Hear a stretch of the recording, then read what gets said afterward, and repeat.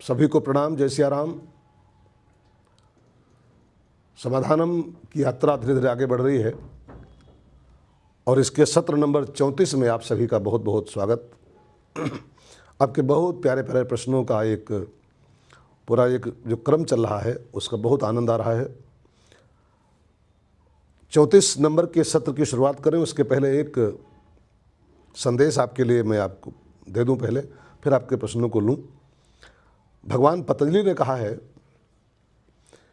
कि भक्ति करने वालों को 4 चीज़ों पर विशेष ध्यान देना चाहिए। जो भक्ति करते हैं अथवा भक्ति में सफलता पाना चाहते हैं उनको 4 चीज़ों का ध्यान देना चाहिए। नंबर 1 परमात्मा, नंबर 2 परमात्मा के बंदे, नंबर 3 मूढ़गण और नंबर 4 द्वेषी जन, द्वेषी। अब इन 4 लोगों के साथ हमको अलग अलग व्यवहार करना है, तब भक्ति में सफलता मिलेगी। नंबर 1 परमात्मा। भक्ति करने वालों को चाहिए परमात्मा से प्यार करें, लव विद गॉड।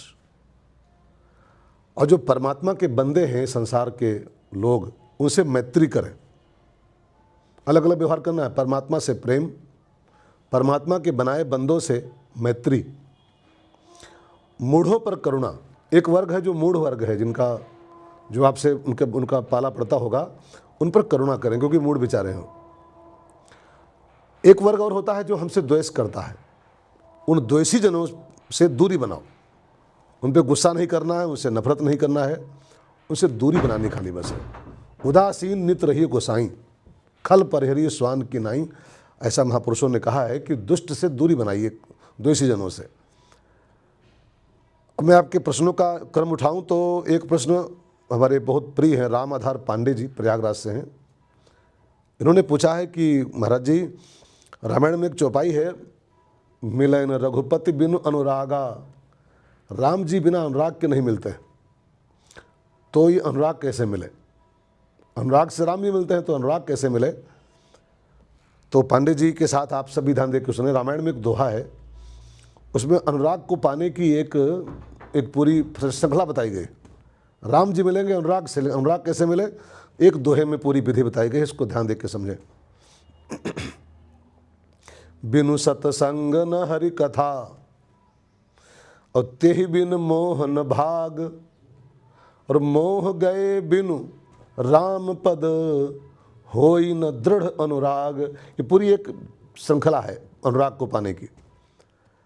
सत्संग करो तो कथा की प्राप्ति होगी, कथा सुनोगे खूब कसके तो मोह नष्ट होगा, और मोह गए बिनु, जब तक मोह नहीं नष्ट होगा तब तक भगवान के चरणों में दृढ़ अनुराग की प्राप्ति नहीं होती है, और राम की प्राप्ति अनुराग से होती है। तो पांडे जी मेरी बात को समझ गए होंगे। सत्संग से हरिकथा, हरिकथा से मोह का निवारण, और मोह के विसर्जन के बाद अनुराग की उत्पत्ति होती है, तब भगवान की प्राप्ति होती है। तो सबका मूल सत्संग है। सत्संग करना शुरू करें, भगवान की कथा सुने, इसी से मोह नष्ट होगा, तब अनुराग की प्राप्ति होगी। ये रामाधार पांडे जी का प्रश्न था।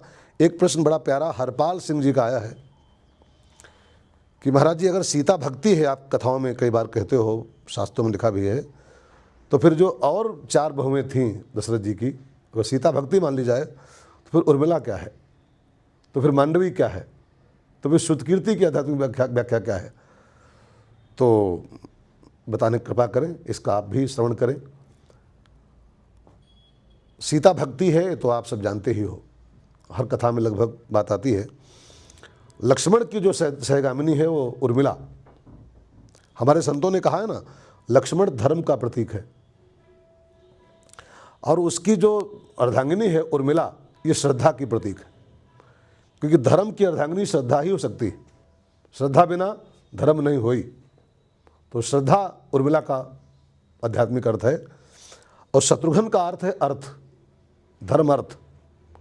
और अर्थ की जो सहगामिनी होती है, जो सहचारिणी होती है, वो श्रुतकीर्ति माता है, और इसका अर्थ होता है सेवा। श्रुतकीर्ति सेवा का प्रतीक है। अर्थ हो, सेवा की भावना बिल्कुल ना हो जीवन में, शत्रुघ्न अर्थ है, अर्धांगिनी सेवा है। अर्थ हो, सेवा का भाव ना हो तो अर्थ निरर्थक है, बेकार की बात है वो। तो अर्थ के साथ सेवा जुड़ी होनी चाहिए, सेवा श्रुतकीर्ति का अर्थ है।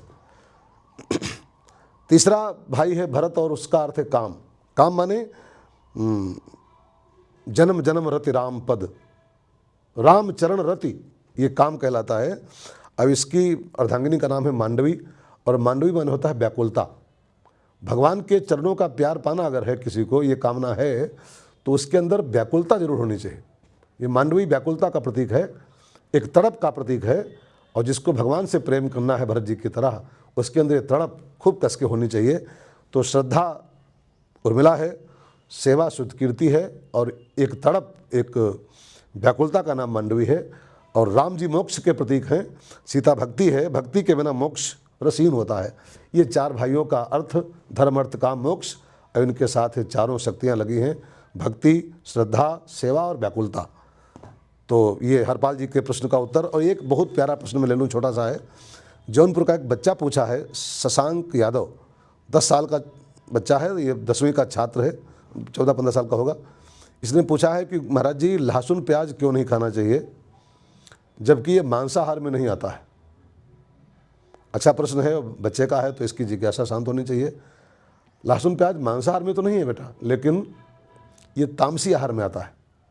हमारे संतों ने खूब रिसर्च करके, खूब इसके परिणाम पर शोध करके लिखा है कि लहसुन प्याज नहीं खाना चाहिए, क्योंकि ये तामसी असर करता है बुद्धि पर, और तामसी भोजन अंदर जाएगा तो हमारे विचार तामसी हो जाएंगे, और फिर विचार तामसी होंगे तो कर्म भी तामसी हो जाएंगे। इसलिए मांसाहार न होने के बावजूद भी ये शास्त्रों में मना किया गया है, ये तामसी होने के कारण। इससे हम लोग बचने का प्रयास करें। तो आपके प्रश्नों के इंतजार में रहता हूँ।